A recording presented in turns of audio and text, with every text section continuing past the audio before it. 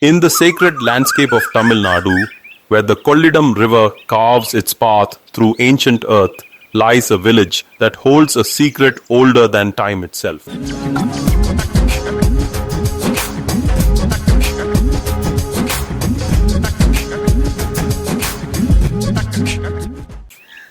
Today, we know it as Achalpuram. But to the sages and poets of the 7th century, it was Thirunallur Perumanam, the great wedding of the sacred city.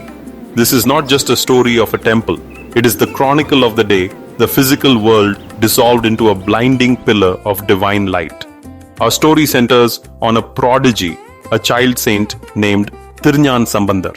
At the tender age of 3, he was fed the milk of divine wisdom by the goddess Uma Devi herself. By 16, he was a legend. He had traveled the length of the Tamil country, reviving the dead, curing the incurable, and defeating the ego of empires with nothing but the power of his songs. He was a beacon of the Bhakti movement, a soul too pure for the mundane constraints of human life. Yet, fate, or perhaps a divine plan, had one final earthly duty for him.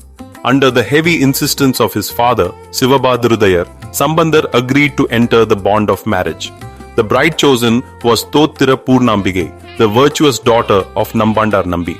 Imagine the scene. The air in Achalpuram is thick with the scent of burning sandalwood, fresh jasmine garlands, and the sacred smoke of Vedic fires. Thousands have gathered, kings, poets, musicians, and humble devotees, all to witness the wedding of the century. The temple of Shivalokath is adorned in gold and silk. As the Vedic chants reach a crescendo, the young Sambandar, draped in white, prepares to take the hand of his bride and circle the sacred fire.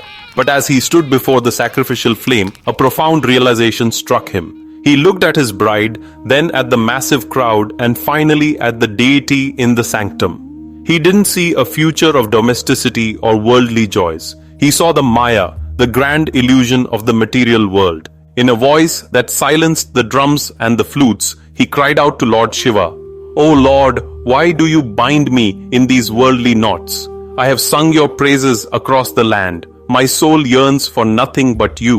Do not let me fall into the trap of birth and death. Take me into your light."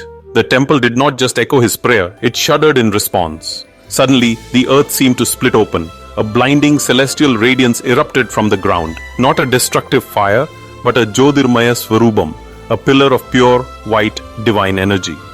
It was a gateway to the infinite. Sambandar then began to sing his final, most powerful padigam, Thirunallur Perumanam. He declared that this wedding was not for a house, but for the soul.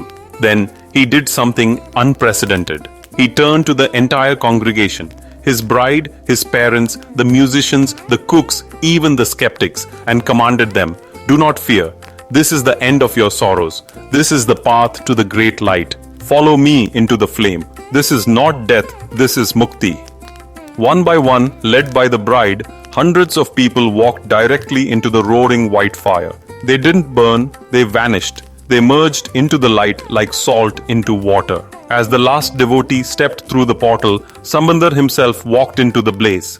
In a flash that outshone the midday sun, the fire vanished. The courtyard was suddenly empty. The music had stopped. Only the scent of jasmine remained in the silent air.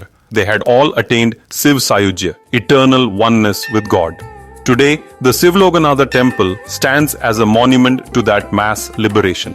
It is the only place on earth where a wedding ended not in a household, but in the collective salvation of an entire community. When you walk the halls of Achalpuram today, listen closely. In the silence between the bells, you can still hear the echo of the song that opened the gates of heaven.